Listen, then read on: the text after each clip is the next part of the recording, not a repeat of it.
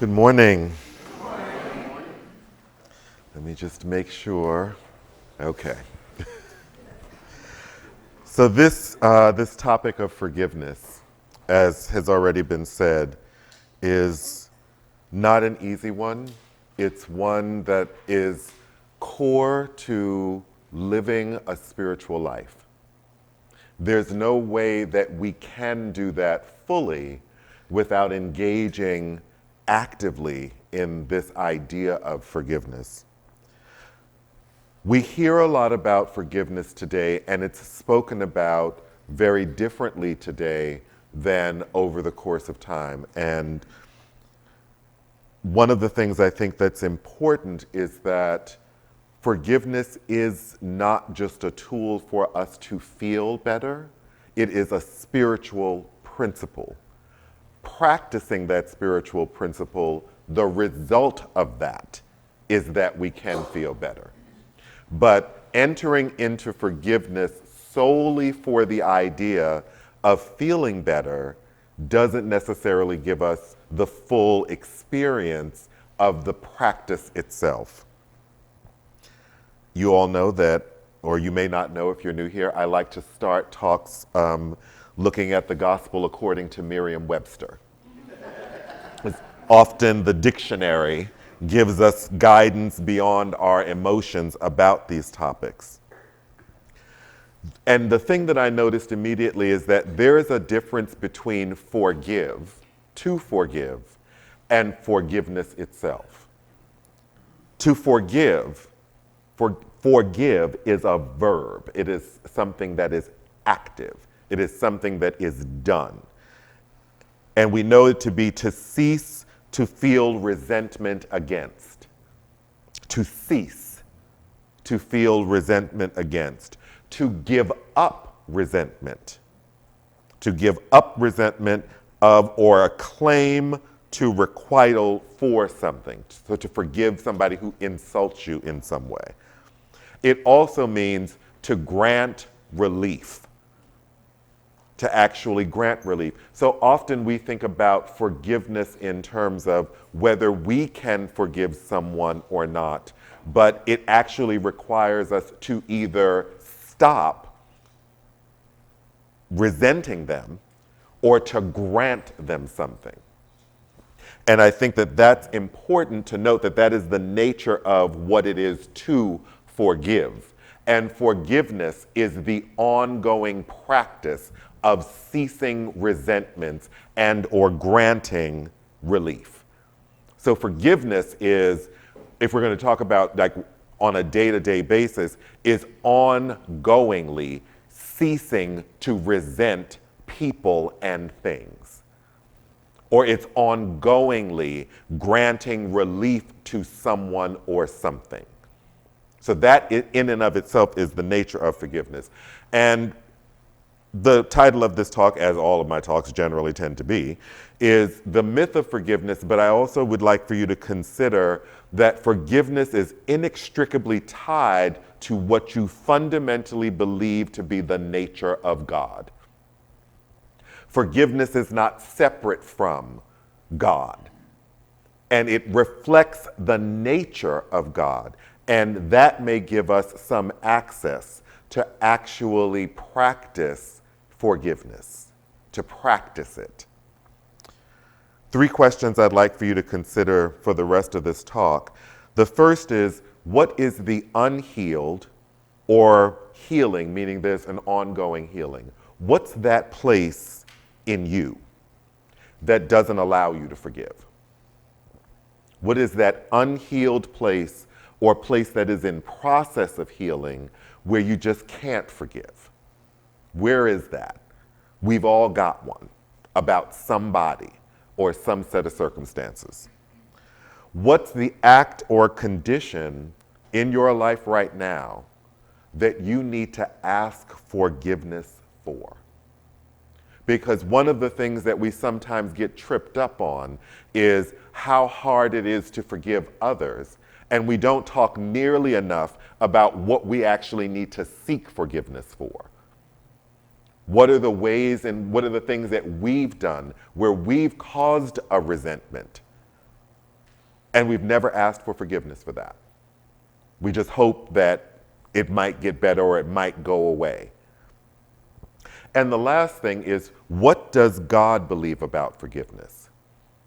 Because if we're only using our own experience as the barometer for forgiveness, then maybe there's more that's available if we actually connect to how does divine mind interact with forgiveness, as opposed to just our experience of it, which can be limited by our own experiences, our unhealed places, and those things that we've not necessarily asked for forgiveness for on our own. So take a breath. Because this one's a little intense. This one is, I recognize that. I asked you to take a breath so I could take one. So the first myth that I'd like to introduce to you to consider is that forgiveness is actually yours to give. It's actually something that is yours to give. Ernest Holmes says this about forgiveness: the problem is solved as we turn from all that hurts, all that is destructive, all that denies the good, and turn with our whole being into the light and toward the truth. Evil is swallowed up in the good as we learn to live daily in the presence of God. And this quote, which comes from the book of Jeremiah in the Bible, which is the way it's expressed in the book of Jeremiah, is God speaking to Jeremiah and as a prophet and sharing this idea with people that if people would really follow God, this would be it. I will forgive their iniquity, and I will remember their sin no more. Ernest Holmes goes on to say, that is, it will be completely blotted out. It will cease to be. So when we think about forgiveness, and we're very much, one of the dynamics that was spoken about is this idea of forgiving and not having to forget, that you can still remember. And I love what you said about the distinction between forgiveness and reconciliation. Because sometimes I'm thinking that we think we're in the process of forgiveness when we really might be in another process, calling it forgiveness. We might be in the process of trying to reconcile with someone, but not necessarily in the process of what Spirit tells us that forgiveness is. Because Spirit tells us that forgiveness is forgiving the wrong act, forgiving the resentment, and thinking about it no more. So if that actually is the goal. And if we're not having an experience with someone who's caused a resentment against us, where we can actually think about it no more, remember it no more, bring it up no more, then we are maybe in a process of forgiveness, but we haven't forgiven. Until that thing ceases to be, until it is gone. One of the definitions that I heard many years ago about forgiveness was the idea of to return to as before. That the releasing of the resentment or the granting of being to the person, the granting of relief, would leave it so that we don't ever need to discuss this anymore, and it will not trouble my heart or spirit ever again. And I know that that may sound like, well, how can that be? But how could love be? How could peace be? How could joy be? Forgiveness is no different than any of the powers of man. It's no different than any of the emotions that we experience or have access to. It requires dedication and it requires attention. And it is possible. It is absolutely possible. The second myth I'd like to talk about is that forgiveness rests on our capacity or our ability to forgive others. So we talk a lot about forgiving others and how difficult that process can be. Valerie Carr, I'm not sure if any of you are familiar with her, is a Sikh woman. She's a lawyer, she's an activist, and she is a convener of a conference called the Revolutionary Love Conference.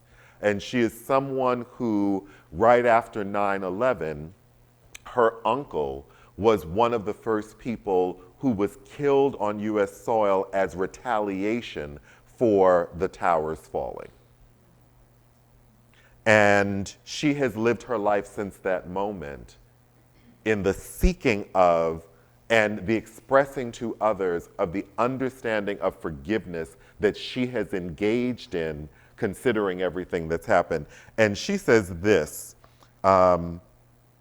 about forgiveness, that it is, what did she say? I'm so sorry.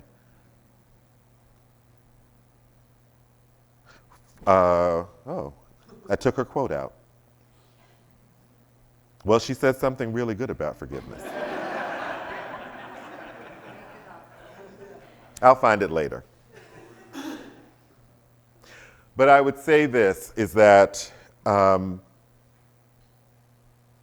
if we put the focus on what we need to seek forgiveness for rather than who we need to forgive, what would that actually do? What would actually shift if our attention was put on the places where we need to ask for forgiveness, as opposed to focusing solely on the people and the circumstances that we need to forgive? And you could begin by asking yourself some questions like, what have you done that has caused resentment, and you know that it has? What have you said that has caused resentment, and you know that it has?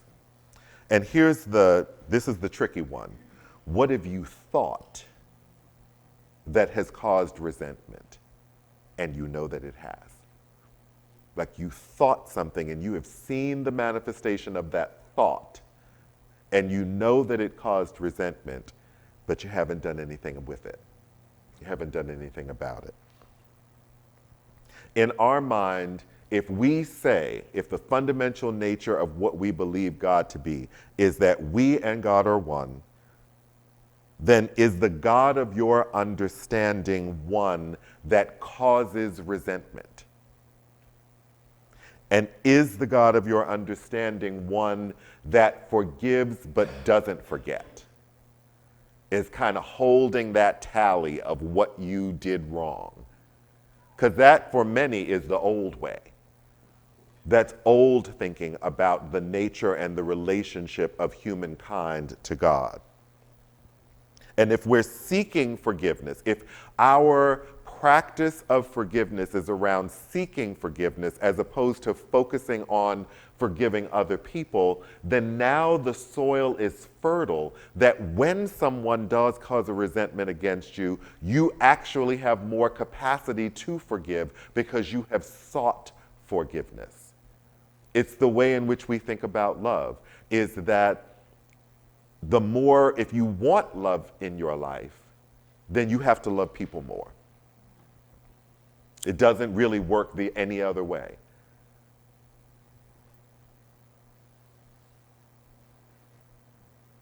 Forgiveness rests in our capacity to be forgiven. And I don't think that we balance those two things enough. That if we expand our capacity to actually be forgiven, then we have more capacity to forgive others. And that allows us to live our lives in a different level of consciousness, to provide and be the vehicle for a different level of love and a different level of grace. And when I talk about grace, I mean grace to be the unmerited favor of God. That there is nothing that you can do to get the favor of God, and there's nothing that you can do to not have it. It is just present. It just is. That's what grace is. It's the unmerited favor of God. And that is something that we can share with one another. So the last myth is that God forgives and does not forget.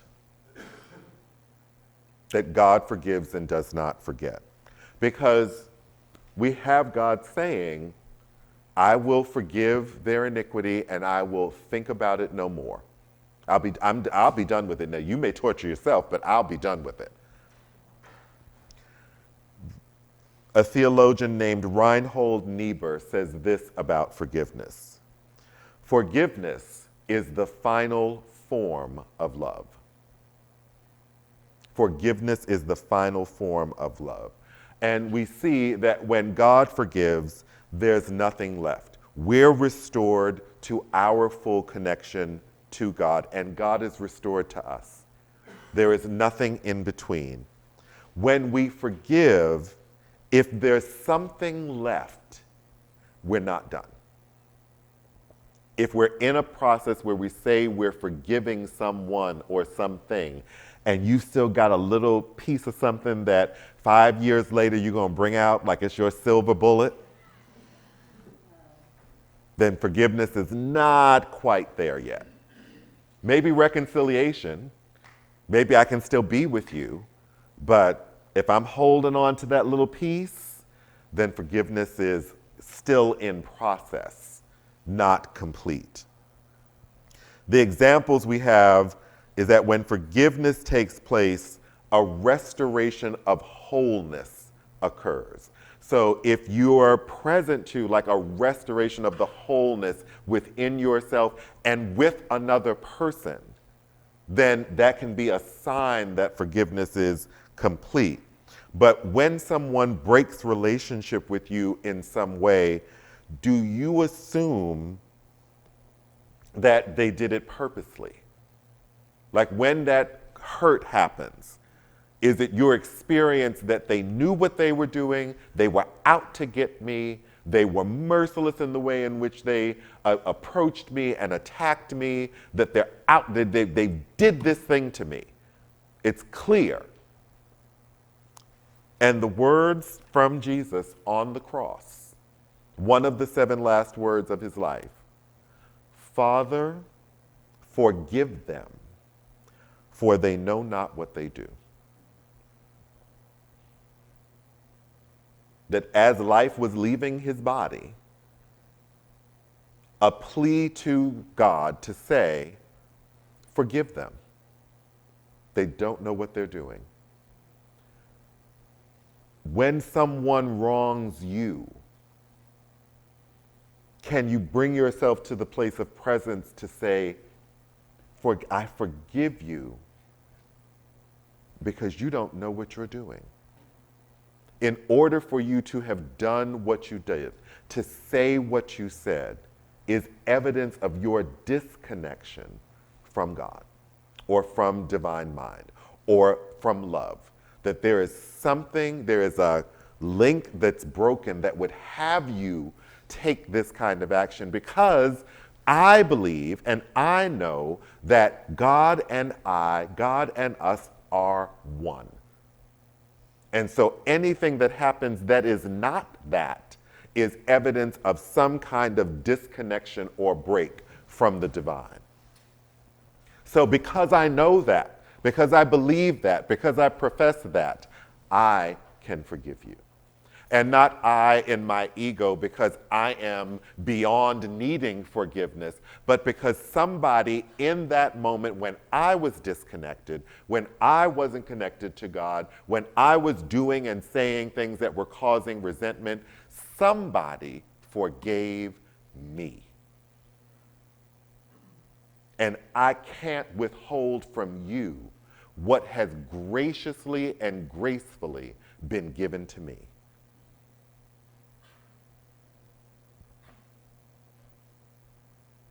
Ernest Holmes says this also about forgiveness. God is law. God is law. There is a divine principle which is God. In the new order, we are liable to fall into as great an error as the old thought fell into unless we go much deeper than thinking of God simply as principle. God is more than law or principle. God is the infinite spirit, the limitless, conscious life of the universe. The law is simply a force. And so if it is that God is more than law, that God is law, then consider forgiveness as law. That it's not optional. It may be difficult to practice, it may take us something to get there, but forgiveness is law, as love is law, as joy is law, as mercy is law, as all of the components of God is law, forgiveness is one of them. And I don't know about you, but making a decision to live a spiritual life or a life that is informed and guided by God, that didn't get easier. That actually raises the stakes for all of us in terms of how we interact with one another, how we first know these things, how we know forgiveness, and then how we can give and share forgiveness. I will forgive their iniquity, and I will remember their sin no more. Forgive people, ask for forgiveness, and remember it no more. God bless you.